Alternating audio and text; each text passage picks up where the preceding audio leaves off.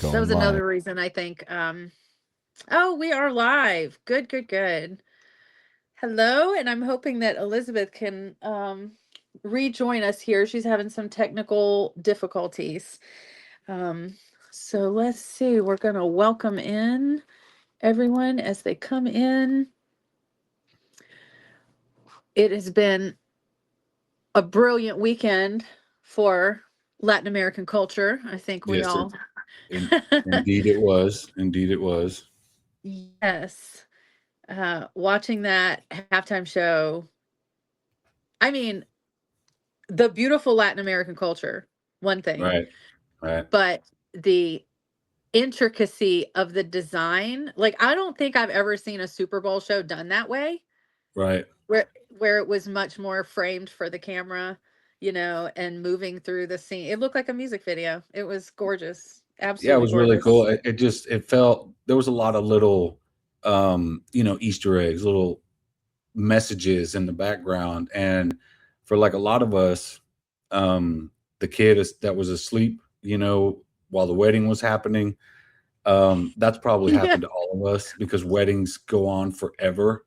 And Yeah. basically every Latin American culture, the weddings go on forever. Kids are sleeping on piles of jackets in a bed somewhere. Yeah. It was really cool. There was a lot of little stuff like that we were just like, hey, yeah, that was me as a kid. It was pretty funny. Pretty Yeah, funny. so relatable. Hello, Elizabeth. I'm glad that you got Hello, back in. All right. hello Can you hear us again. all and see Now, us? yes, yes. Uh, Sometimes my modem he gets weird, so I have to yeah. reset it. Yeah. Well, I'm super glad that you could join us here for the second episode ever of CounterStory Perspective.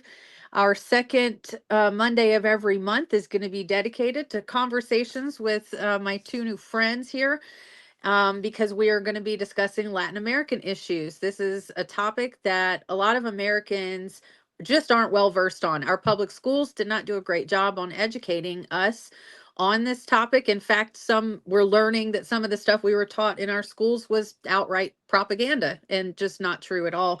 And so the tagline for Counterstory Perspective is auditing the narrative one conversation at a time.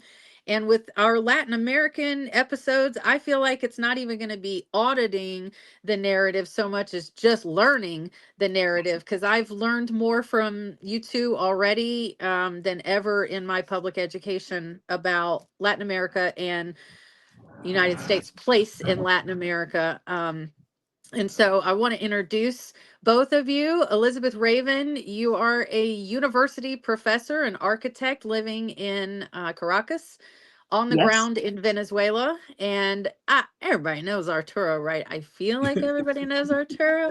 Uh, but Arturo is my go-to resident expert on all things Cuba, Latin America. You spell it out in such a way that I can understand and frame it for us. So we're gonna jump right into that. I told you to hold off on this conversation until we got rolling because I want you to spell it out for me, just like everybody. What is going on in Cuba? Well, right now the situation is getting pretty dire pretty fast. Ever since the threats of sanctions were announced, basically no oil is getting into Cuba. Cuban tankers have left to try to get oil somewhere and come back empty. Um, so the power grid is near total failure. What's keeping it going right now is all the investments in solar in the last year, which is powering during the day because Cuba doesn't have the storage capacity to store solar energy, but during the day, solar powers as much as 30% of the island. And Cuba has its own oil production, but it's not substantial. It's not enough to keep the grid going. Because of that, everything is shutting down. Transportation systems are shutting down. It was announced this morning that airlines will no longer have fuel by the end of the day. So yeah, transporting goods, like trying to get food across the island or something from one place to another, it's all coming to a standstill really fast. A lot of the neighboring countries that Cuba relied on with like mutual aid type networks, bartering and stuff, they turned away a lot of Cuban ships because of these threats of tariffs. Right. So it's a little disappointing to see that, but the Mexico did send. I will say this much: Mexico came through. Mexico always comes through.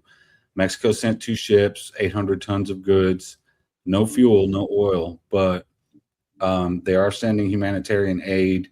Other countries are supposed to be starting to put things together as far as humanitarian aid goes. And in the meantime, while all this is happening, you got Mike Hammer, which is you know chargé d'affaires, acting ambassador basically to Cuba, and a lot of Cubans are not thrilled with what's going on, and he's going around the island and trying to talk to like opposition type people, members of the Catholic charities that are distributing some hurricane aid, like $3 million worth of aid. And it almost feels like he's trying to provoke an incident by traveling around the country because he's being protested more than he's being welcomed, and for good reason. Yeah. You can't. I don't know how. I don't know the logic of this policy where you think that starving a bunch of people is automatically going to make them your friends. It just doesn't make sense to me. You only make enemies doing that. So, yeah, the situation's getting pretty bad. I did an article today about Cuba being on the brink because of everything I'm seeing across social media, WhatsApp, talking to people in Cuba, and yeah, it's going downhill pretty fast, pretty fast. So let's zoom out. Tell me, like, position the US's place in this, our responsibility, our input. Zoom out and connect those dots. Well, as a lot of people know about 65 years of sanctions, right? What a lot of people don't realize is the impact those sanctions have. It's essentially it's collective punishment, right? So you're trying to punish a people, make things so miserable that the only solution is to overthrow your government and bow down to the people who are making you suffer. Um, Cubans are not going to do that. Venezuelans are not going to do that. Most Latin American countries are not going to bow. Most countries in the world are not willingly going to bow to the United Right. States under those circumstances. Holding a gun, a proverbial gun to your allies' heads so they don't send oil, is an escalation in 65 years of trying to make people suffer because they don't and what a lot of people don't understand about this, and Elizabeth can attest to this because it's the same in Venezuela, is the revolutionary ideology that is part of the culture in Cuba, just as it is in Venezuela. We have hundreds of years worth of revolutionary ideas ingrained into us. You can say it's passed down through epigenetics at this point. My grandmother's was a revolutionary. I am too. And when you go all the way back to like Jose Marti, just before the war with Spain to liberate Cuba and all that stuff, one of the things he mentioned, and people overlook this, is that his fear was getting rid of one oppressor for another, and the other being the United States. And shortly after he said that, he was killed in battle. And shortly after he said that, the United States occupied Cuba and is still there. So, this is something like when Cubans look at the base in Guantanamo, they look at a base that goes back to the Spanish American War. So it's they're an occupied country, and a lot of people resent that. So, you're starving the people. I posted a picture of how far the U.S. goes, right, with the internet cables and how they all go around Cuba. And, that's $1 trillion worth of money spent to Right. go around an island. And that just goes to show how far the U.S. has gone to try to make them suffer, to try to just cut them off from the rest of the world. Yeah. Elizabeth, it's so great to see you here again. And I haven't talked to you in a few weeks, and I'm so glad that you're back. Could you tell us what are Venezuelans feeling about the situation in Cuba? well, it's very sad for us because uh, we were the ones helping them for a lot of years before Mexico started like selling oil to them. We were the ones who did it, and but thanks to the sanctions, we couldn't do it in the same way because we barely were producing the the, the oil we needed for ourselves. So until January 3rd, we were doing it. Okay, one of the tankers that were stolen from us was for Cuba, Hmm. and for us it's very difficult because we became very close allies, and it's like Arturo said, there is a revolution behind it. You know, both countries come from people freeing another countries, helping. We did help Latin American countries with Bolivar, and Cuba has helped Africa and IT, and you know, it's like he says, it's in our blood. So it's very difficult. And as I said in one note, like yesterday, uh, they're watching us like 24/7, like a hawk. I mean, the United States. So now we can't. In this moment, we cannot do whatever we want with our oil. So uh, we're making business with the United States because we want to sell our oil. Okay, we need it. We Yeah. need the money. Right. But then we cannot send oil to Cuba. So it's very bothering for us. We don't like it at all. And Right. we know what it is. We know because some people has this misconception of the sanctions as if they are applied to the president or the ministers. It's like, oh no, it's Diaz Canel who can't have dollars. No, it's not Diaz Canel. It's not Maduro. It's not they didn't. I mean, they don't either. They don't want to have dollars. Okay, but it's like if you threat a country like Mexico with tariffs, if they sell oil to Cuba, Right. the president has to think about it because she was elected from Mexicans, not Cubans. So people is not waiting for her to take a decision against them. And that's what happened with the sanctions. You know, you are threatening every else, not you directly, everyone Hmm. else. Yeah. And Exactly. then they cannot buy from you, they cannot sell you. And you know, uh, both of us, we are not self-sufficient. There are many things we don't produce, and we need the interaction, commercial interaction with other countries. Imagine yourself, okay? I'm telling this to US people. uh, you you are not self-sufficient now either. Right. Imagine that you cannot buy anything from China nor Europe. Yeah. I don't think you And I would don't even think people be good. understand what that really implicates because they say, Right. well, the food comes from here, but the packaging doesn't. It's not just the food products or whatever raw product is made. Most of the packaging materials come from overseas. So, yeah, you have the capability to produce certain items, but it's a lot more in the supply chain than just the raw good itself. And And what you're about right, medicines? America What is about vulnerable in that medicines? way too. I think most of your pharmaceutical products are from Right. China too.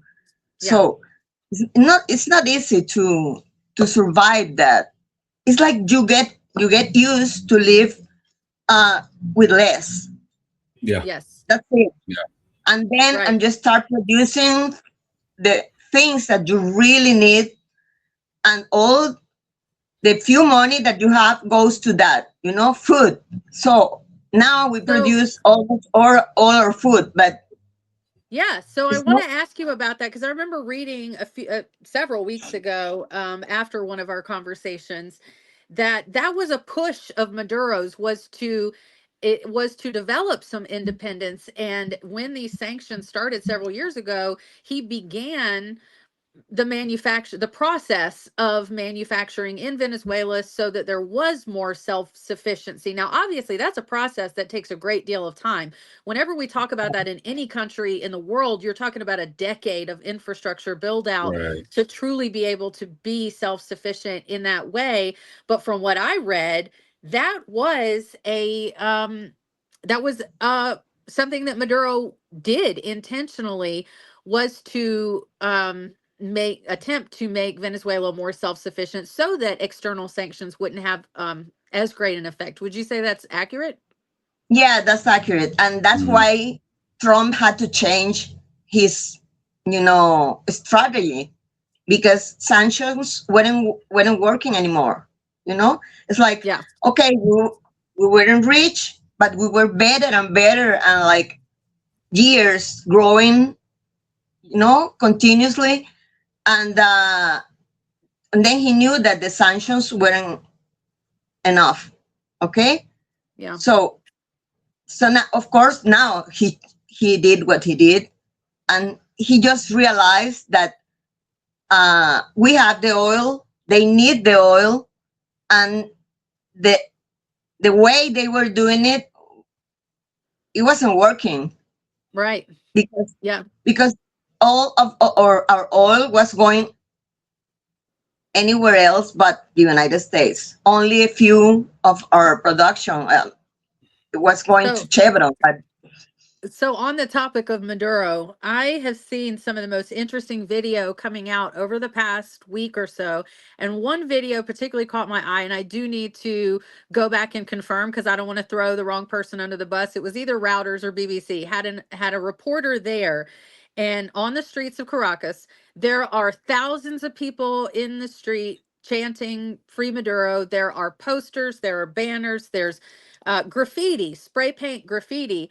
And what this white reporter said was, all of this is concocted by the government. What you're looking at is a propaganda campaign. The government put up the posters, the government spray painted the messages. Um, and I was like, that really, are they paying the people to come out in the streets? That just doesn't Right. sound no, accurate when you've got thousands upon thousands of people marching in the streets saying no, free Maduro. But that yeah, definitely comes that's not. in, it clashes with the US interpretation that Maduro was an evil dictator and everyone in Venezuela unilaterally hated him. And so they praised Trump for taking him away. That doesn't seem to match that narrative. So you give me the straight and narrow here. You give Okay, me what on the streets of Caracas is the actual feeling from the people there. okay. Uh, this this was like a boomerang for the United States, because many people that in the past were very oppositionist have changed, and are even going to those protests, because they watched the missiles in front of their, you know, Yeah. their houses. Some of them even had the house stroke, Yeah. and that wasn't good for the image of the United States here. So they did a very bad propaganda of themselves. And as I've told some people, I don't know if I've told this to you, uh, there still is a minority of people following Machado and this bombing thing, and all the sanctions. Uh, but it's been less and less along the years because people got tired of never having peace. It's like every Yeah. 2 years there was a coup, there was a riot, there was a color revolution. Like they tried in 2014, and so there and in at the same time there have been a develop of what we call communal councils. So there is a very big organization. There are 49,000 and more of communal councils in the whole country. And that's the people, they are Right. organizing, of course, with the help of the government or the mayors or whoever, can help them to organize. In some cases, it doesn't even happen. It's just themselves. Yeah. They were given the opportunity to do that. So those protests that you see like every day since the January 3rd here are in the whole country and are The whole country. almost daily. It's very difficult to sustain that daily because Oh yeah. people work, Right. but they're so organized that they take turns. So today is the farmers, Yeah. tomorrow is the nurses or the um Bus any drivers. Right. the bus Yes. drivers or Right. the cycling, motorcycle, Yeah. Yeah. drivers, Yeah. and so they So can I've just got I've take got a turns. question in the comments here where people are Okay. wanting to know what are the local interactions like between Maduro, because I can tell you right now, here in America, the conversations between essentially everybody and MAGA are not pleasant, or they're just not happening. We're not talking. We're not talking. Right. I think that's safe to say. So, what are the local interactions like between Maduro supporters and opposition supporters? Well, it's not good. Okay, it depends on it's like now we have like different oppositions. So if you talk about Maria Corina's opposition, Machado's opposition, Right. there is not much talk with Chavistas, okay? Mhm. Because uh, it's been like an eternal confrontation. It's like 25 years of confrontation. It's like, okay, please leave me alone. I want to, rest. So no, not okay. How do I tell you? On a personal level, you have it. I have friends who are very oppositionist, but that's like, let's say 15% of the population, I could say. But there is a big portion of people that are or oppositionists or were Chavez, not anymore, but they still like the revolution. They don't want their things lost, like the medicine or the schools Right. or the Right. universities free, all of them free. But and they are uh, in the Congress, what we call General Assembly, National Assembly in Venezuela. We don't have two divisions. We have only 400 something legislators in only one group. And we have people from this second part of the opposition who decided that they don't want to fight anymore. They just want to work together. So that's Yeah. why I say it depends on the opposition. And I have Yeah. friends, So, as I told you, I have friends, even friends who follow Machado, and we can share We have Yeah. we have WhatsApp groups and we talk, So it's a but lot like here. Because the we thread that cannot I want talk. to pick up here is that I'm not sure why people think that other cultures are monoliths, and that Right. we are very aware of the divide that we have here in America that is very, very deep and distant, and it makes it almost impossible to have those conversations. So why would we assume that that same type of divide doesn't happen in other countries and isn't happening in other countries? So for that, Artur, I'm going to pivot, and we had a comment earlier that kind of flew by that said, well, then why did Cubans vote for Trump? So Cuban Americans. So, Oh, again, we're going to go to not a monolith. Right. People are not a monolith. All Cubans don't think alike. All Venezuelans don't think alike. Just like all Americans don't, U.S. citizens don't think alike. So, what would you say that you're seeing? I know that. Do you still have family? I can't remember if you have family I still do. there. You Yeah, do. a lot. Yeah. Yeah. So, how are Yeah. those conversations going in your family? Well, it's a lot like what Elizabeth just described. I have some family that are, Trump supporters, and yeah, they're immigrants that came here like in the last 15, 20 years, cousins and stuff. And then, we have a lot of family in Cuba that really despise Trump. Hmm. One of the biggest divides, though, one of the drivers behind these sanctions and the oppression towards Cuba, and it's really becoming harder and harder to deny when you realize that Cuba's not a majority white country. Um, when you start really looking back at all the video and the footage and all the stuff of Cubans leaving after Castro, you'll notice they're all white. And that happened right after he desegregated the island. So there's a large portion of Cubans who fled because of desegregation. They fled to the United States, which was still segregated at the time.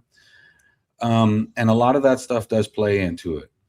The desegregation, giving essentially Black people housing that they felt like they were entitled to, that the white Cubans felt like they were entitled to. A lot of that plays a role.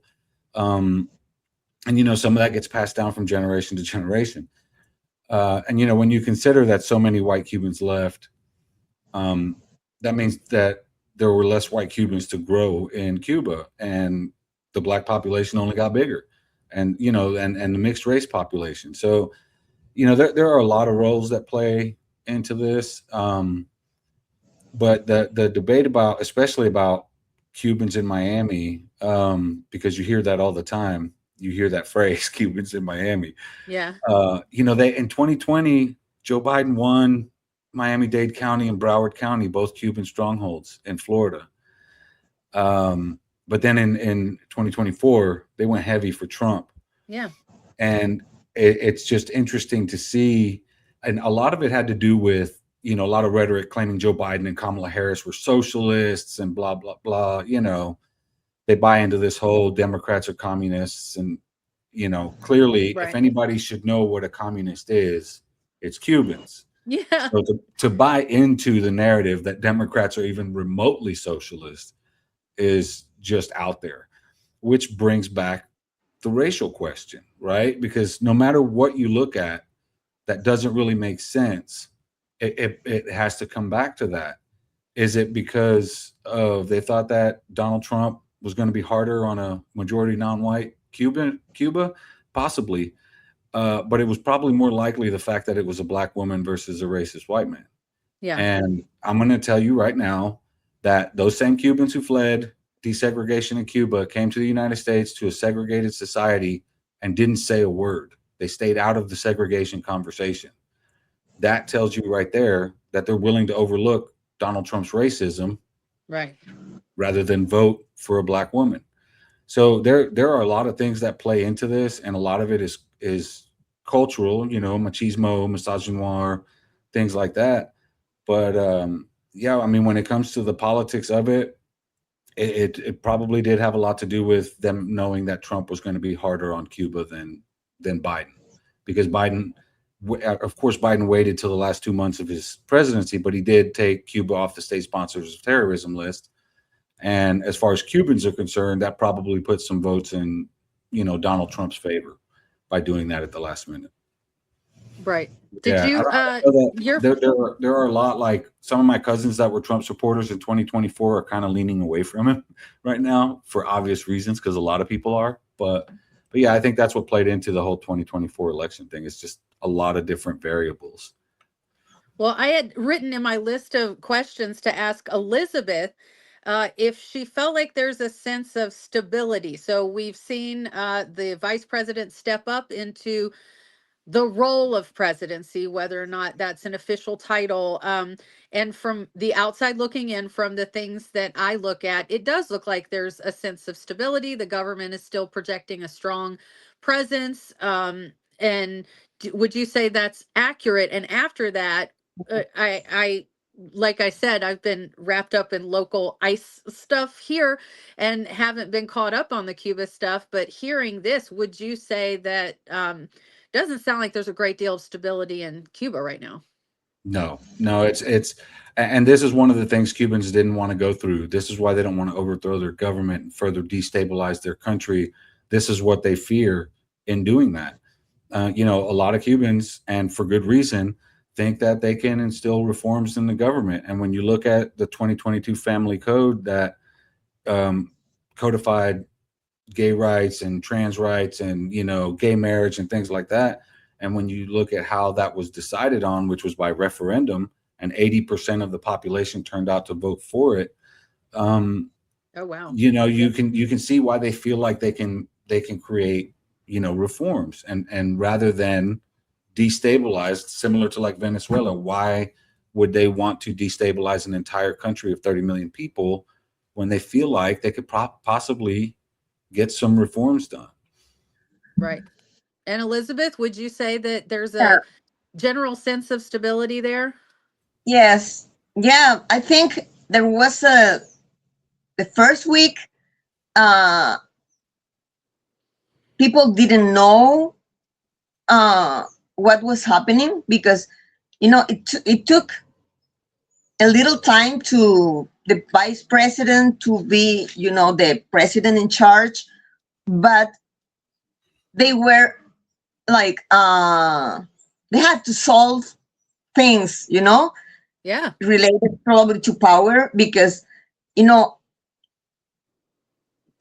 she was part of the government, but she wasn't the chief of that government. So as soon as she is swore, everything got very stable, very stable. Actually, all the demonstrations that have been happening since that day, like 99% have been from Chavistas asking for Maduro back and Celia back. We had like a group of students of the Central University of Venezuela, my university, that made a protest like a week ago, probably. And some families of people in prison, because I don't know if you know, but on the elections, the last elections, presidential elections, there were very violent riots. Okay, so there were people detained, and our judicial system is very slow, as I think as most of the judicial systems, even the United States. Ours is slow. Yeah. Yes. So it's like the after those elections, I think probably two or 3 months later, they started to release people, but it goes very slow. I mean, very slowly, because it's like we have not too many judges, and the salaries are very, very low. So it's like they don't want to do it like fast. It's like, why? If I have to have another job to live because this one doesn't pay me anything. Yeah. So it's like around the day of the attacks, and I think even before the January 3rd, there were demonstrations of families of some prisoners asking for them to, like, be released finally. And it has been very slow. It's like this week, And I saw that a 20 man rescues. named Guanipa was released and then re-detained, but he was re-detained by people who weren't wearing like official police attire. So this is Well, something that I just actually, read I yesterday. I don't know if they. Yeah, I know the new because I just knew about yesterday and today. Yeah, it's like I guess when you have somebody on bail, there are some conditions, that you have to follow. It's Right, like you right. cannot do this or whatever, and every country maybe is different. I don't know how it's there. And he started calling for violence.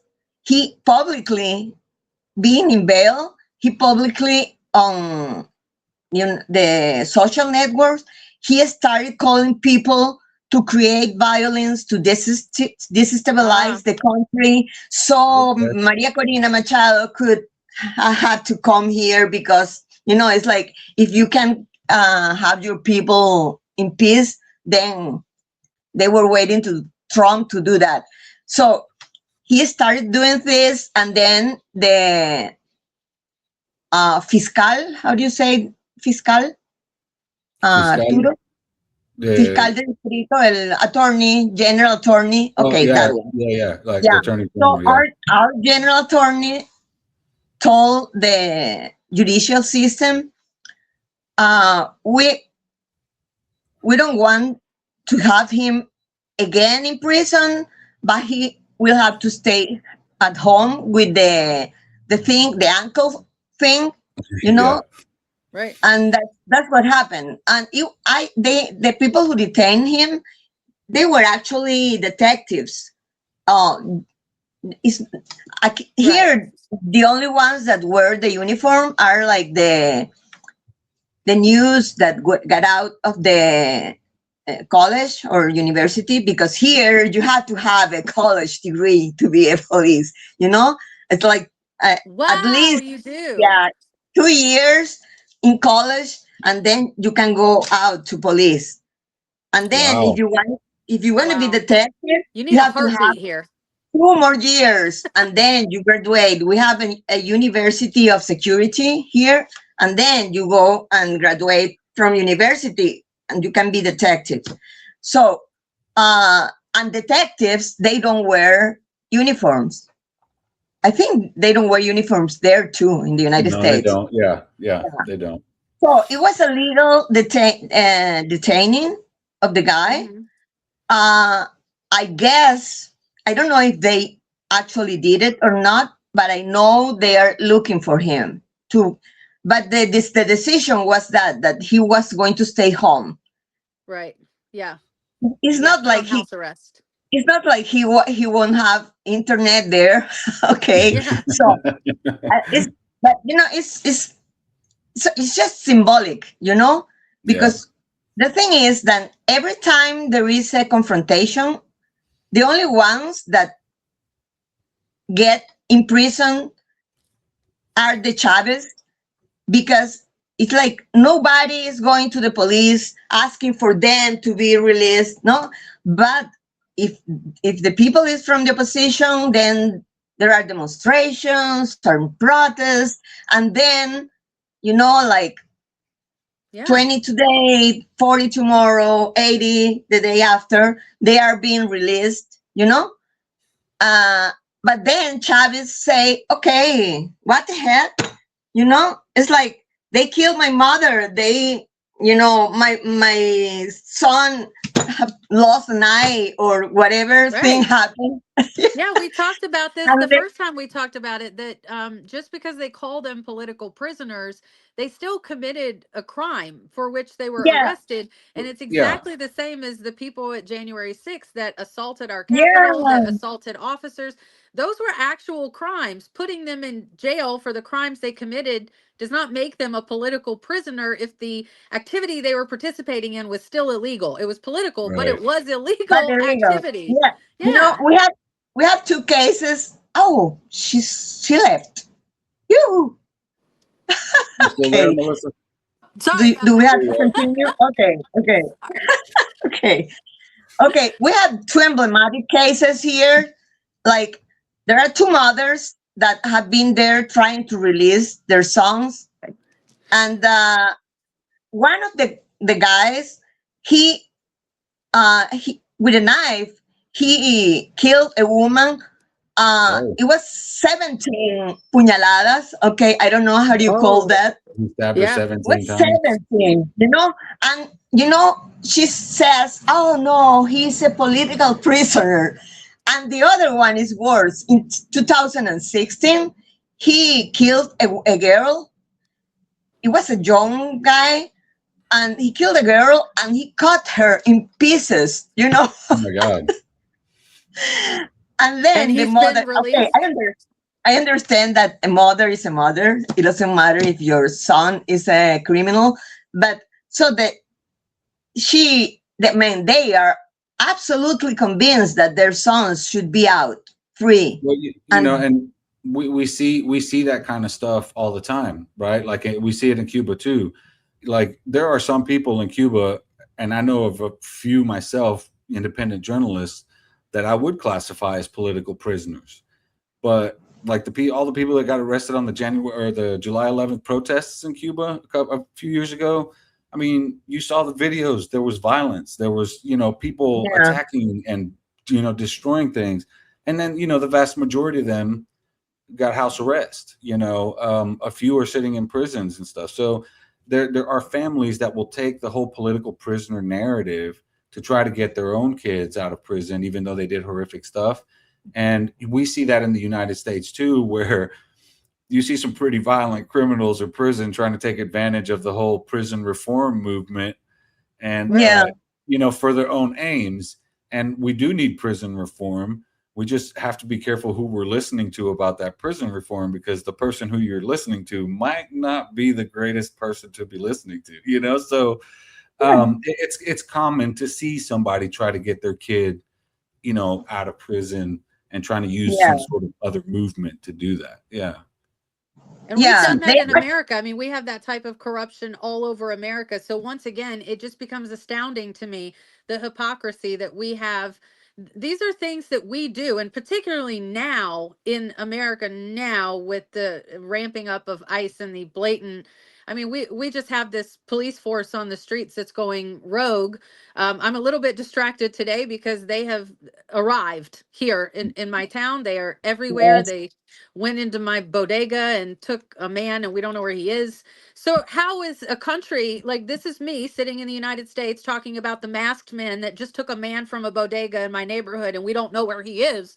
How are we going to point fingers at any Latin American Right. country as if we are more civilized, more cultured, when we are doing the same exact thing, and in at the same time further destabilizing the countries that we want to point at and draw narratives about from our perspective. What's the feeling on the ground about America? Be blunt, Elizabeth. Give it to me Yeah, straight. no, yeah, it's it's very weird because people here well, I mean, I'm not talking about Machado's followers, of course, but a part of that, they hate the United States government, but they don't hate the people. It's like Yeah. they separate the two Right. things there. Even the poorest people, the people who barely have primary school, they separate those things. And so you can see that we have uh, tourists from the United States, and they are very well treated, and they, it's like they're invited to the houses and all like that. But the government, no, that's another thing. And not I think that's just and not another this point of government. how I don't know of a way to put this, but I think that's a way that your culture seems to be actually more sophisticated than ours, because we don't, a lot of Americans don't do that. If you're Venezuelan, they are going to dislike you because you're Venezuelan. If you come here on vacation, you are going to, there's a great chance you get treated badly and called names and told to go back where you come from. So it's disheartening for Americans to like wrap our brains around that, the way that we treat people, particularly people from Latin America, is so beneath the dignity of how any human being should be treated. And it's not back to us the same way. The reverse is not true. The people of Venezuela can just like make a distinction between the US government and the US people. And it doesn't seem like a lot of US people can do that in reverse. Right. Yeah, I don't know why. I don't actually know why. It's a cultural thing, probably. Yeah. I don't know. I think in Cuba it's the same. It is, because like in my work, I do that, right? I separate the government from the people. When I talk about what the U.S. government does, I don't necessarily blame the people, because you really can't, especially when it comes to foreign affairs. Something like 80% of Democrats or whatever, call what Israel is doing a genocide, voters, but Democrat lawmakers don't represent that voice. So, our government acts with impunity and however it feels like it, and it ignores our voices. So, I separate us from that, because we need to be separate from that.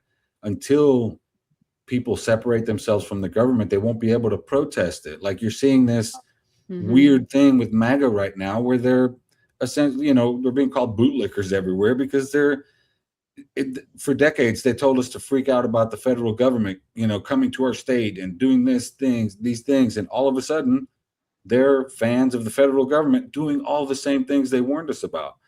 So it's just this weird, I don't know, if you can't separate yourself from the government, you end up becoming that bootlicker. You end up becoming the guy who supported the Nazis. You know what I mean? Like, right. Yeah, you have to be able to. Yeah, and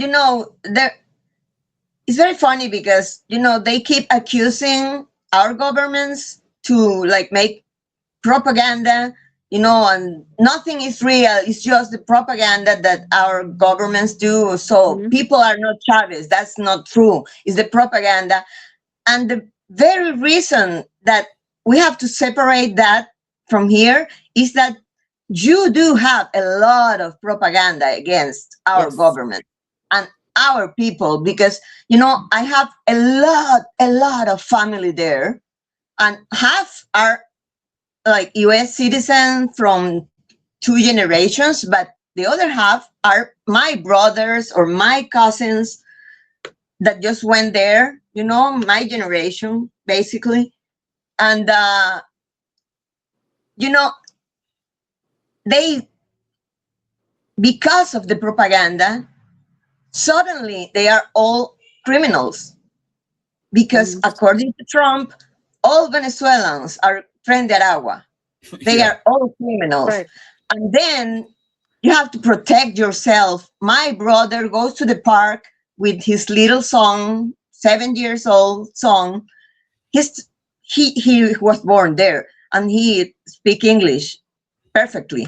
But as soon as the mother calls him and the accent, appears, then the mother take the kid, and she doesn't allow her kid to play with my nephew anymore. Oh, They live and they live in Rochester, New York. So wow. Imagine that in York town or in Texas. But even though they live in a liberal state, they have to, explain his kid why that is happening. I believe I recall from one of the first times I talked to you, you said that at least one of your family members in America was what you would call MAGA. Are they still?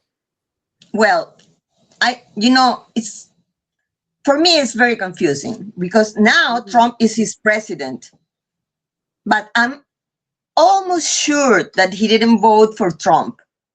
But he doesn't say. Hmm. In our family group, people, they were teasing with him. It's like, okay, Edgar, who do you vote for? Finally, you won't tell us, and he doesn't say. Hmm. And I think he didn't vote for Trump because his wife, she's she still is not U.S. citizen. At Oh, that time, she didn't even have the residency because he didn't hire a lawyer, and oh, they asked no for her, and it's like she was uh, illegal according to Trump standards. yeah. And so now in this moment, it's like Maduro was taken out, so I love Trump. Mm. That's it. It's very simple, his Right. complexity is, and he and he's an electrical engineering, so it's not like he's an ignorant guy. Right. But it Yeah. blew me off because it's like you see what's happening there with the Venezuelans, with Yeah. probably friends of your wife or of yourself, and still you are, freely saying in the group that President Trump is your president in Venezuela too.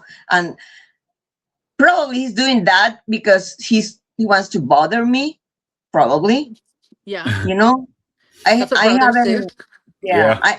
I haven't written anything in that group like in the last 6 months when the boats start to disappear Oh, in the Right. Caribbean, because I just I'm I'm very reactive Well, I wanted to from. ask you one last thing. I know we're getting close to the end, but I wanted to ask if you had, or you or the community has seen Venezuelans who are returning, who are being deported back from the United States. Do you know anyone? Have you heard of Yes, any of those? yes, yes, yes, because there are many of them. It's like more than one flight a week. Still, after Wow. wow. the January Okay. 3rd, we have one or two. Uh, so far, there has been like 1,000 and something flights Yeah. since this, And are these since all, people started do we coming. know that these are all Venezuelans coming back, or are they Yes, sending yes, people from other? yes. No, I could say that 91% are Venezuelans. Yeah. Sometimes they send a list, and then when the flight Mm. arrives, it's not the same people that they said they were Ah, sending, and maybe one. I remember that there was one Venezuelan, that he was Venezuelan, but he was resident of the United States. Uh, he didn't even speak Spanish. He Oh, was a wow. guy, an artist, like 75 years old. Wow. And and what's and he was, happening with those people, especially the ones that are arriving that don't have family, that don't have, is this a drain on resources in Caracas? well, uh, they are helping the guy because he doesn't have a place here, he doesn't Right. have family. And but the thing is that they cannot send him to the United States. He was deported. Yeah. So he is like, like getting used to be Venezuelan, but I can't imagine. mostly they are Venezuelans. I mean, Right. mostly they are Venezuelans that didn't have their residence there, Right. or they were protected by Biden at the time, and then they are not anymore. Right.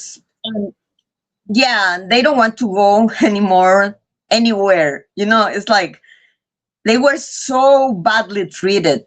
Many Right. of them were months in detention. Many of them didn't go to the United States, actually. They just went to the border To the and border.